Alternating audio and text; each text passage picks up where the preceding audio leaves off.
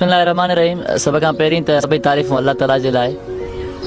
जेके बि ही महीनो ॾेढ थियो आहे, तक़रीबन 28 ॾींहं जा 30 ॾींहं जेके बि लॉकडाउन जा गुज़रिया आहिनि, इंतिहाई असांजे लाइ ॾाढा ॾुखिया गुज़रिया आहिनि। जेके ग़रीब माण्हू आहिनि, ग़रीब तबिके जा, असां बि ग़रीब आहियूं, पर असां खां वधीक जेके ग़रीब आहिनि उन्हनि जो ॾुख असांखां बर्दाश्त न थी सघियो। ऐं कुझु ॾींहं पहिरीं लॉकडाउन खां अॻु में जॾहिं मां पंहिंजे प्लेटफॉर्म जो बुनियादु विधो, जामशोरो नौजवान सुजाग तहरीक ऐं दोस्तनि पारां मूंखे सदर चूंडियो वियो।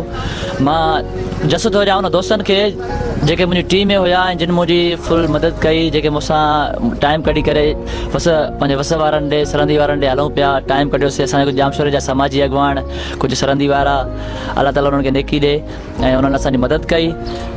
जंहिं घर में बि असां वञूं पिया त ॾिसूं पिया ॾाढी बुख ऐं बदहाली जी सूरत नज़र पई अचे।